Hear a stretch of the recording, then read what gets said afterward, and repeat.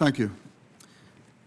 What's clear to me is that we cannot have a peaceful society as long as some young people born in poverty have a 40 to 70% of a chance of dying in poverty.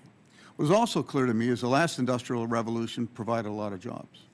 That the automation of cognitive work has made pre-K education vital if we are not going to have long-term structural unemployment. Also, the value, as Dr. Reich said, 98% of the jobs we've created in this country in the last 20 years are jobs that no one in this room would consider a living wage or a job they'd want. So the theme here today is education. The theme here is transcendence, and how do we do that? And I don't think there's a person in either party who doesn't understand the value of their own education, therefore the value of that education towards others.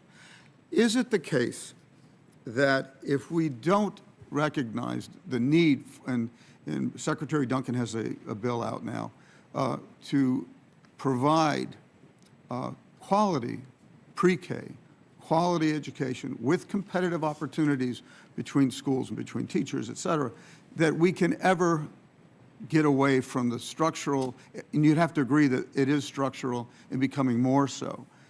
How can we get away from that, and how can we create the society we want in terms of what is everyone's notion, that is, you have an opportunity. The aspirational nature of upward mobility is in many ways as important to the peace of a society as is the reality, although not quite as much. So I just want to know, and it's kind of asking you to answer my question in reverse, do you think we have structural unemployment that's going to grow if we don't recognize that? And the automation of cognitive work is increasingly not matching up to employment like the Industrial Revolution. Dr. Reich? Yes, we do have a structural problem. It is primarily technological. It is not entirely technological. It does have to also do with the globalization of production. And those forces have been exerting a divisive force on the American workforce, undoubtedly. Education is critical, but I just want to suggest to this panel that although education is critical, it is not the sole issue we have to deal with here. Education can take us so far, but we're also seeing in this country an extraordinary degree of segregation by income in terms of where you live.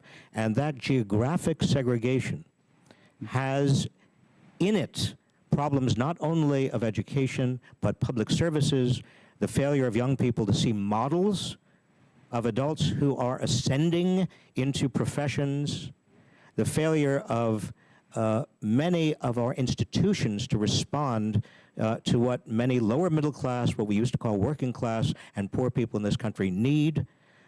It's a complicated bundle of problems that have got to be addressed if we are going to maintain a strong middle class and achieve many of the other objectives that I think everybody who has spoken today shares.